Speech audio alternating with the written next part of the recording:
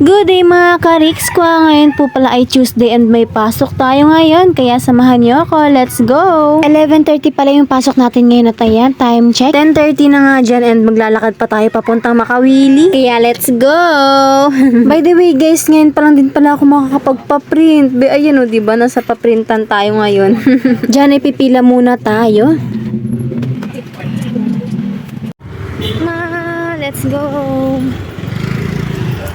And ayan, nakapagpaprint ang ating ninyo kaya let's go. Nandito na nga tayo sa Vista Verde kaso maghihintay pa tayo ng ibang pasahero. And thanks God dahil hindi na rin tumagal yung paghihintay ko dyan kasi dumating na yung ibang pasahero. And dito nga may napansin ako dito nakadikit sa may bintana, sa may salamin din sa harap.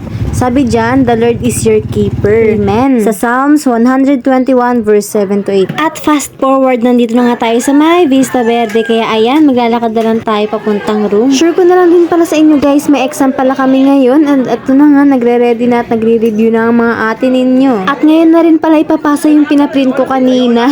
And syempre, ang atin yun nung nakaraang araw pa nagre-review and ngayon, bago mag-review, syempre, kailangan din nating mag-pray. And fast forward, tapos na nga kami dyan mag-exam. So, ayan, thanks God. Kasi yung mga nireview naman natin ay nasa test paper. Kasi yung iba talaga, hindi ko talaga maintindihan.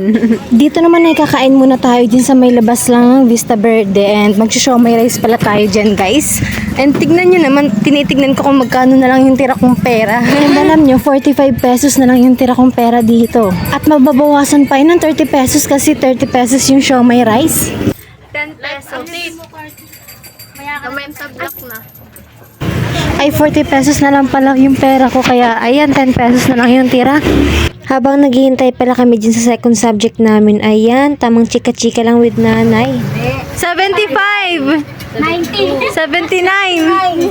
84! 69! 69! Sabi ko na! Grabe, na-expect ko eh, nakaula. Ako! Ano niyo, wala nang hula? Ba't di niyo inulaan? Ako! Bayan. 16. Ano po? Maya-maya naman ay ayan, pumunta na kami sa classroom namin. By the way guys, hindi na naman pala tayo makakapag-video sa loob kasi ang cellphone namin ay kukunin. So, ibabalik yung phone namin pagkatapos ng klase namin. Kaya ngayon, bye-bye muna. Sa akin din. And fast forward ay na nga, uwian na nga namin. So, yung cellphone ko nakuha ko na pala and dala-dala ko na pala tong pants ko kasi may practice pa akong pupuntahan. By the way guys, di pala ako nakapag-video dun sa practice namin kanina. So, eto, nag-TikTok na lang kami nila Kuya Kes and Celine.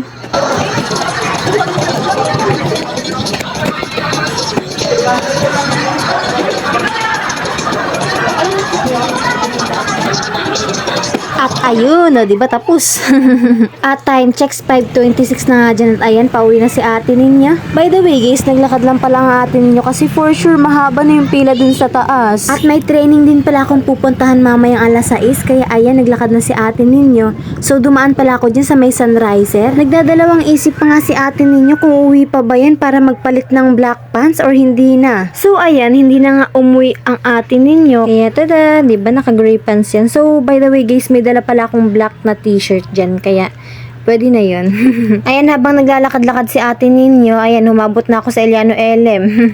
And nakita ko nga tong kapatid ko, ayan, pauwi na sila. Kasama niya yung mga kapitbahay namin, na kaibigan niya rin. And after ko naman sa kanya magpakita, ayan, pumunta na ako dun sa bahay ni Kuya Red. After namin mag-practice or mag-stretching dun sa may bandang bahay nila Kuya Red, lumipat na pala kami dito sa court ng chestnut. Diba?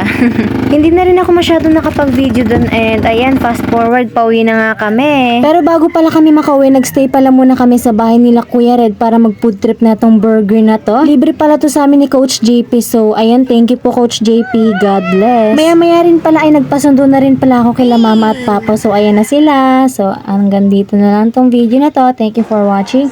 God bless and kita-kits po sa susunod na vlog. Bye-bye.